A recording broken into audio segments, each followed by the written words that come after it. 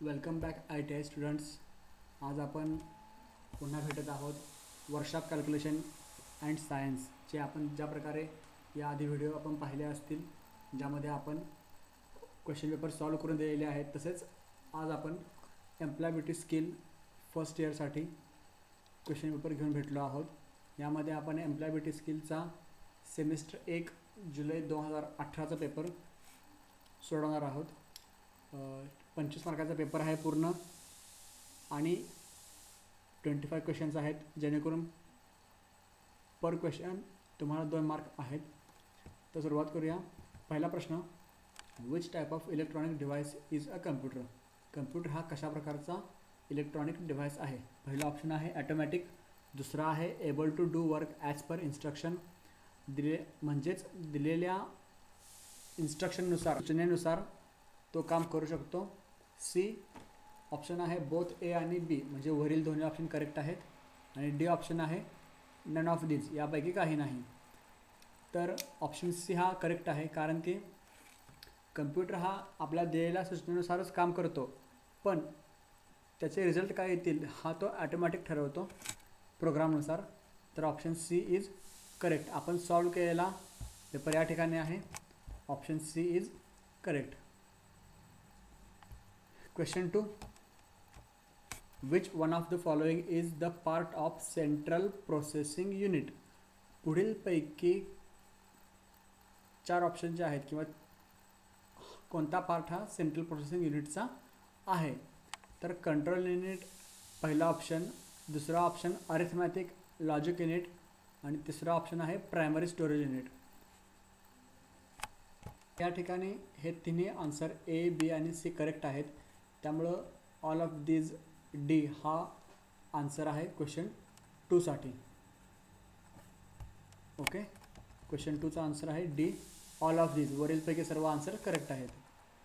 तिसरा प्रश्न, which one of the following is not an input device. पुढीलपैकी कोणते उपकरण हे इनपुट डिव्हाइस नाही आहे. इनपुट डिव्हाइस म्हणजे काय, तर ज्या इन्स्ट्रुमेंटमुळे किंवा डिव्हाइसमुळे कम्प्युटरला माहिती भरवली जाते. तर पहिला आहे ऑप्टिकल मार्क रीडर, दुसरा आहे optical character reader, C option आहे कीबोर्ड आणि डी ऑप्शन आहे मॉनिटर. तर यापैकी मॉनिटर हा जो ऑप्शन आहे हा इनपुट डिव्हाइस नाही आहे. त्यामुळं क्वेश्चन 3चा आन्सर आहे D, monitor is not a input device. Okay, answer D is correct. Question 3. Question 4. Which of the following performs the task of managing the central processing unit of a computer. पुढीलपैकी जे 4 option आहेत त्यामधील कोणता option असा आहे की जो perform task of managing central processing unit, म्हणजे CPU कार्य कोणाकडून ठरवले जाते. तर याचा आन्सर आहे, चौथ्याचा आन्सर आहे ए. ए म्हणजे काय आहे, ऑपरेटिंग सिस्टीम. ऑपरेटिंग सिस्टीम ठरवते की CPU कडून कशा प्रकारे कार्य करून घ्यायचे. 5वा प्रश्न, which one of the following is the suitable component work pair. पुढीलपैकी जे ऑप्शन आहेत त्यापैकी सुटेबल कॉम्पोनंट वर्क पेअर का आहे ते आपल्याला पाहायचे आहे. पहिला आहे मेनू बार. तो काय करतो, मॅनेज अँड कस्टमाइज डॉक्युमेंट्स. दुसरा ऑप्शन आहे ruler, indicates end of the document. C option आहे हेल्प हा ऑप्शन काय करतो, provides quick access to help topics. आणि D both A and B. तर या ठिकाणी पहिले 2 ऑप्शन जे आहेत मेनू बार आणखी रूलर, ज्याप्रमाणे सांगितले आहे या ठिकाणी की मेनू बार हा डॉक्युमेंट्स मॅनेज आणि कस्टमाइज करतो आणि ruler indicates end of the document, हे 2 ऑप्शन करेक्ट आहेत. ज्याप्रमाणे ह्यांचं कार्य सांगितलं आहे, रूलरचं कार्य आणखी मेनू बारचं कार्य हे योग्य पद्धतीने दाखवलेलं आहे. त्यामुळे option D is correct. A आणि बी हा दोन्ही करेक्ट आहेत. 5व्याचा आन्सर आहे option D. Option D is correct. 6वा प्रश्न, which is the right information regarding the first link of world. ABCD पैकी कोणतं वाक्य आहे ते करेक्ट आहे हे आपल्याला ठरवायचं आहे. पहिला आहे लिंक एस्टॅब्लिशमेंट इयर 1969 आणि दुसरा ऑप्शन आहे be in between California university and standard research institute.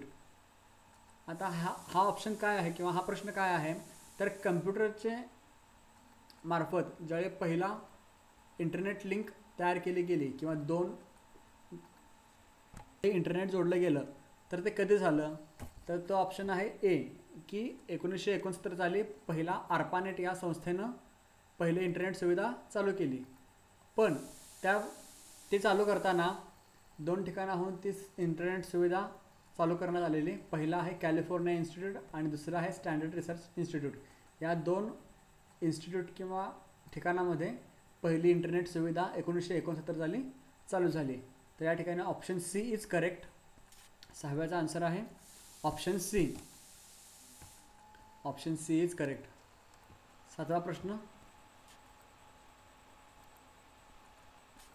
When India adopted information technology act. आता भारताने इन्फॉर्मेशन टेक्नॉलॉजी कायदा कधी अंमलात आणला किंवा त्याचं कधी केला ते याचा आन्सर आहे ए 17 ऑक्टोबर 2000 या साली भारताने इन्फॉर्मेशन टेक्नॉलॉजी कायदा मान्य केला. 7व्याचा आन्सर आहे ए 17 ऑक्टोबर 2000. 8वा प्रश्न. Next question. Which one of the following is the use of reading process. पुढीलपैकी कोणता ऑप्शन करेक्ट आहे आपण पाहूया. Which one of the following is the use of reading process. Reading प्रोसेसचा उपयोग काय आहे तर कम्प्युटरसाठी रीडिंग प्रोसेसचा उपयोग आहे फॉर्म फिलिंग, रीडिंग आणि development of understand of the columns. हे तिन्ही ऑप्शन करेक्ट आहेत त्यामुळं 8व्याचा आन्सर आहे डी. Next question. 9वा.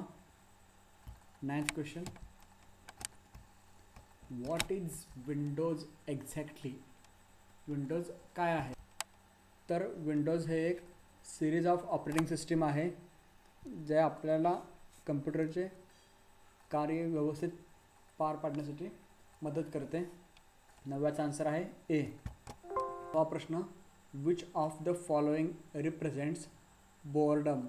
पुढीलपैकी कोणती क्रिया बोर्डम दर्शवते. पहिला ऑप्शन आहे A crossing arms across the chest. हाताची घडी घालणे. बी लुकिंग स्ट्रेट वे पाहत राहणे. सी टचिंग द इयर्स कानाला हात लावणे. आणि डी नन ऑफ दिस यापैकी काही नाही. तर 10व्याचा आन्सर आहे बी लुकिंग स्ट्रेट वे. एकाच ठिकाणी एकसारखं जर पाहत राहिला असेल एखादा व्यक्ती तर ते बोर्डम आहे. कारण की साधारणतः जेव्हा एखादा माणूस बोर होतो किंवा त्याला मोठ्या गोष्टीमध्ये हे लक्ष नसतं त्यावेळी तो माणूस एखाद्या गोष्टीकडे एकटक पाहत राहतो. तर आन्सर बी इज करेक्ट 10व्याचं. 11वा प्रश्न. Which of the following plays the role of assistant in interview. पहिला ऑप्शन आहे ॲपिरन्स. दुसरा ऑप्शन आहे बिहेवियर. ॲपिरन्स म्हणजे तुमचा इंटरव्ह्यूला गेल्यानंतर कशाप्रकारे तुम्ही स्वतःला दाखवता, रिप्रेझेंट करता किंवा इंटरव्ह्यू घेणाऱ्या व्यक्तीने तुम्हाला पाहिल्यानंतर त्याला तुमच्यामध्ये योग्य प्रकारे टापटीपणा दिसतो का तर तो ॲपिरन्समध्ये येतो. दुसरा आहे बिहेवियर. इंटरव्ह्यू चालू असताना आपली वर्तणूक कशी आहे, वागणं काय आहे आपलं, आपण काय बोलतो, हा आहे दुसरा ऑप्शन. आणि तर आपलं दोन्ही गोष्टींची आपल्याला गरज असते इंटरव्ह्यूसाठी. दोन्ही ॲपिरन्स आणि बिहेवियर या दोन्हींचा आपल्याला इंटरव्ह्यूमध्ये फायदा होतो. जर तो चांगला असेल तर फायदेशीरच आहे. त्यामुळं 11व्या प्रश्नाचा आन्सर आहे C both A and B. 11व्याचा आन्सर आहे C.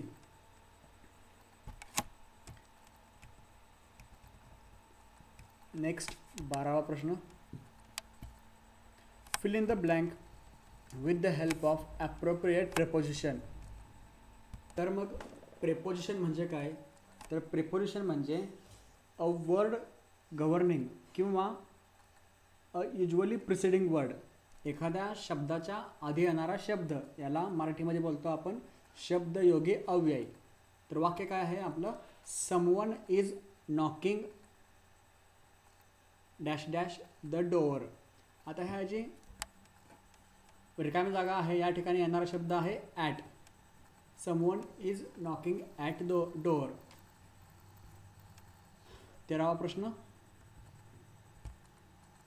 Which of the following is the suitable WH word. पुढीलपैकी जो हा प्रश्न आहे dash dash is he working, तर या ठिकाणी कोणता शब्द योग्य बसतो? पहिला आहे व्हेअर, दुसरा आहे व्हेन, तिसरा आहे व्हॉट आणि चौथा आहे यापैकी काही नाही. नन ऑफ याचा आन्सर आहे पहिला where. Where is he working म्हणजे अर्थ काय होतो वाक्याचा? की तो कुठे काम करत आहे. जनरली आपण असंच विचारतो की तो कुठे काम करत आहे. तर याचं पहिला आन्सर आहे 13व्याचं ए. नेक्स्ट क्वेश्चन, 14वा प्रश्न, fill in the blank with suitable verb form. योग्य क्रियापदानं आपल्याला हे रिकामी जागा भरायची आहे. Karan dash dash the market share of the company with continuous effort. Continuous effort म्हणजे सततच्या कष्टानं किंवा योग्य प्रकारे काम करून करणनं मार्केट शेअरचं काय केलं, तर ते वाक्य भूतकाळामध्ये जातं आहे. तर या ठिकाणी आन्सर आहे A. Karan increased the market share of the company with continuous working. करणनं कंटिन्युअस काम करून किंवा कंटिन्युअस चांगलं काम करून त्याने मार्केट शेअर आहे ते कंपनीचे इन्क्रीज केले, म्हणजे काय? वाढवले, इन्क्रीज्ड. झालेली क्रिया आहे. 14व्याचा आन्सर आहे ए, इन्क्रीज्ड. 15वा प्रश्न, next, select the appropriate option for the given SMS. आता या ठिकाणी एक SMS दिलेला आहे. SMS लँग्वेज आहे ती शॉर्टमध्ये आहे. पाहूया आपण काय आहे ते. UR2C2. आता LVचा अर्थ काय होतो? जनरली आपण LV हा लव्ह यासाठी वापरतो. तर याचं करेक्ट आन्सर आहे B. You are too cute to love. 15व्याचं करेक्ट आन्सर आहे बी. 16वा प्रश्न, 15व्याचं करेक्ट आन्सर आहे बी. 16वा प्रश्न पाहूया आपण. Complete the following sentence with the help of suitable conjunction. Conjunction म्हणजे काय? तर असा शब्द की जो दोन वाक्यांना जोडतो. या ठिकाणी काय वाक्य आहे? ही इज नॉट ओनली अ लायर. तो फक्त खोटारडा नाही आहे, तर अल्सो अ चीट, तर तो फसवा देखील आहे. तर या ठिकाणी काय येणार आहे? नॉट ओनली, नंतर इथे येणारे बटचा उपयोग करणार आपण. He is not only a liar but, पहिलं A answer, also a cheat. 16व्याचा आन्सर आहे ए. करेक्ट चेक करूया आपण. 16व्याचा आन्सर आहे ए. 17वा प्रश्न, which of the following can be the reason for a problem. पुढीलपैकी कोणतं वाक्य आहे किंवा ते वाचून आपल्याला ठरवायचं आहे की याच्यामुळे प्रॉब्लेम होऊ शकतो. पहिला आहे a misunderstood the instruction GIST. इन्स्ट्रक्शनच्या चुकीच्या अर्थामुळे काय होऊ शकतं? किंवा बी आहे unable to get the need of the speaker. पुढचा व्यक्ती जो काय आपल्याला सांगत आहे, समजावून देत आहे, जर आपल्याला त्याप्रमाणे त्याची गरज पूर्ण करता येत नसेल तर या दोन गोष्टीमुळे प्रॉब्लेम होऊ शकतो. जर तुम्ही ज्या इन्स्ट्रक्शन तुम्हाला मिळाल्या आहेत, सूचना मिळाल्या आहेत, त्याचा तुम्ही योग्य प्रकारे बरोबर अर्थ काढला नाही तर आपल्याला प्रॉब्लेम होऊ शकतो. त्याशिवाय समोरचा बोलणारा व्यक्ती जो आहे त्याची अडचण आपल्याला समजून घेता आली नाही व आपण त्याला मदत करू शकलो नाही, तेव्हा देखील आपल्याला प्रॉब्लेम होणार आहे. तर यामुळं सी आन्सर करेक्ट आहे. बोथ ए आणि बी. ए आणि बी या दोन्ही मध्ये प्रॉब्लेम होऊ शकतो. 18वा प्रश्न, which of the following is essential part of a resume. पुढीलपैकी 4 ऑप्शनपैकी किंवा पहिले 3 ऑप्शन आहेत यापैकी कोणता इसेन्शियल पार्ट म्हणजे महत्त्वाचा पार्ट आहे रेझ्युमेचा. पहिला आहे नेम अँड ॲड्रेस, नाव आणि पत्ता. बरोबर आहे, ह्या 2 गोष्टी आपल्याला रेझ्युमेमध्ये पाहिजेतच किंवा जॉब ॲप्लिकेशन करताना आपल्याला 2 गोष्टी महत्त्वाच्या असतात. दुसरा आहे बी, डेली ॲक्टिव्हिटीज. रोज आपण काय करतो याची आपल्याला काही गरज नाही. डेली ॲक्टिव्हिटी म्हणजे रोजचं तुमचे वागणूक काय आहे ते, याबद्दल आपल्याला रेझ्युमेमध्ये लिहायची काही गरज नाही आहे. सी आहे डिस्क्रिप्शन ऑफ एज्युकेशन, तुमच्या शिक्षणाबद्दलची योग्य माहिती. ओके, ए आणि सी 2 ऑप्शन हे महत्त्वाचे आहेत, त्यामुळे answer D is correct, both A and C. 18वाचा आन्सर आहे D, both A and C. Answer D is correct. 19वा प्रश्न, वाक्य दिलेलं आहे, वाचून बघूया. Hello Anubhav, this is Shinde, may I know something about yesterday's incident. एक वाक्य दिलेलं आहे, hello Anubhav, this is Shinde, may I know something about yesterday's incident. तर या ठिकाणी आपल्याला वाक्यावरून कळते की हॅलो अनुभव हे जे पहिलं म्हणलं आहे हॅलोवरून कळते की हा एक कॉल असणार आहे, मोबाईल कॉल केलेला आहे. तर विचारलं काय आहे, who is the speaker in this conversation. वर दिलेल्या संभाषणामध्ये बोलणारा कोण आहे. तर या ठिकाणी आहे आन्सर बी, शिंदे. फोन करून आपण काय सांगतो किंवा हा माणूस काय म्हणतो, शिंदे, हॅलो अनुभव, मी शिंदे बोलत आहे, may I know something about yesterday's incident, काल झालेल्या एखाद्या घटनेबद्दल मला कळेल का. तर या ठिकाणी शिंदे स्वतःची ओळख करून देतात की मी शिंदे बोलत आहे म्हणून, त्यामुळं स्पीकर आहे Shinde. Answer B is correct. 19वाचा आन्सर आहे बी. 20वा प्रश्न, what will be the suitable measure for a bag found in bus. आता एखाद्या बसमध्ये आपल्याला एखादी बॅग सापडली तर त्यावेळच्या घटनेमध्ये काय करणं योग्य असेल. पहिला ऑप्शन आहे इट्स चेकिंग, तुम्ही ती बॅग चेक करायला जाणार. दुसरा आहे इन्फॉर्मिंग पोलिसांना त्याबद्दल माहिती देणार. सी ऑप्शन आहे बोथ ए अँड बी. आणि डी ऑप्शन आहे नन ऑफ दिस, यापैकी काही नाही. आता बसमधले सापडलेले अनोळखी बॅग असेल तर त्याच्यामध्ये पॉसिबली काही पण थ्रेट असू शकतो, काही पण धोका असू शकतो. त्यामुळं आपण बरोबर गोष्ट अशी आहे की इन्फॉर्मिंग पोलीस, बी ऑप्शन हा करेक्ट आहे, पोलिसांना इन्फॉर्म केलं पाहिजे. 21वा प्रश्न, 20चा आन्सर बी आहे. 21वा प्रश्न, which of the following is included in the success feature for an industrialist. आता एक जर सक्सेसफुल इंडस्ट्रियलिस्ट असेल, बिझनेसमॅन असेल, तर त्याच्यामध्ये कोणत्या गुण असले पाहिजेत किंवा त्याच्यातील कोणत्या क्वालिटीमुळे तो सक्सेसफुल होतो. तर पहिला आहे option right decision, right time, योग्य वेळी योग्य प्रकारे निर्णय घेणे. दुसरा ऑप्शन आहे B, ability to do something new in place of traditional one. या ठिकाणी काय सांगितलं आहे की तुमच्या वैयक्तिक कामामध्ये किंवा तुमच्या व्यवसायामध्ये ट्रॅडिशनली जे पूर्वंपार चाललेलं आहे ते करायचं का, काहीतरी नवीन इनोव्हेटिव्ह, नवीन आयडिया वापरायची जेणेकरून व्यवसायाला आणखीन स्पीड मिळेल, चांगला होईल. सी ऑप्शन आहे बिलीव्ह ऑन हिज वर्कॅबिलिटी, स्वतःच्या कार्यक्षमतेवरती विश्वास ठेवणे. तर ह्या तिन्ही क्वालिटी एखाद्या बिझनेसमॅनकडे किंवा इंडस्ट्रियलिस्टकडे असणं गरजेचं आहे. त्याशिवाय तो त्याचा व्यवसाय आहे तो सांभाळू शकत नाही किंवा त्याचे निर्णय घेणे त्याला बरोबर आहे.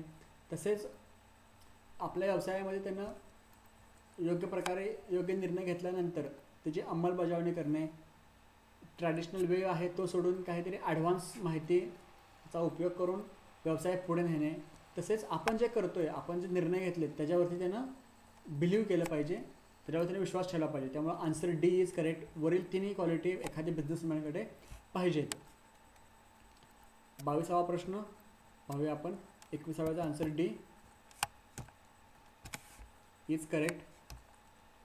22वा प्रश्न पाहूया आपण. What are traditions and beliefs in communication. वाक्याचा अर्थ असा होतो की संवादामध्ये परंपरा आणि श्रद्धा काय आहेत. तर आता संवादामध्ये परंपरा आणि श्रद्धेचा वापर करताना आपल्याला बऱ्याचदा अडचण निर्माण होते. त्यामुळे या ठिकाणी योग्य आन्सर आहे हर्डल्स, बी. हर्डल्सचा अर्थ होतो अडचणी किंवा अडथळे. 22वाचा आन्सर आहे बी. नेक्स्ट 23वा प्रश्न पाहूया आपण. What is pronunciation basically. या ठिकाणी आपल्याला विचारलं आहे की प्रोनाऊन्सिएशन मुळात काय आहे. प्रोनाऊन्सिएशन म्हणजे काय, तर एखाद्या शब्दाचा उच्चार आपण कशा प्रकारे करतो तो आहे. तर उच्चार करणं ही एक पद्धत आहे. त्यामुळे ह्याचं करेक्ट आन्सर आहे 23वाचं ए, अ मेथड. प्रोनाऊन्सिएशन ही एक उच्चार करण्याची योग्य पद्धत आहे, ज्याच्यामुळे दिलेल्या स्पेलिंगनुसार आपण त्या शब्दाचा व्यवस्थित उच्चार करू शकतो. ओके, 23वाचा करेक्ट आन्सर आहे ए, या ठिकाणी दाखवलं आहे. नेक्स्ट 24वा प्रश्न पाहूया. तर स्ट्रेस म्हणजे काय, तर येणारा ताणतणाव. तर या ठिकाणी ऑप्शन दिलेले आहेत टेक्स्ट, कॉन्टेक्स्ट, फोर्स आणि नन ऑफ दिस. तर 24व्या प्रश्नाचा आन्सर आहे डी, नन ऑफ दिस. यापैकी स्ट्रेस काहीही नाही आहे. ए बी सी या तिन्ही ऑप्शनपैकी स्ट्रेस हा काहीच एक्सप्लेन करत नाही आहे. तर 24व्याचा आन्सर आहे डी. नेक्स्ट क्वेश्चन 25वा. Which one of the following is the essentially related part of reading process. वाचण्याच्या प्रक्रियेमध्ये, रीडिंग प्रोसेसमध्ये पुढीलपैकी कोणता पार्ट इसेन्शियल म्हणजे अतिशय महत्त्वाचा आहे.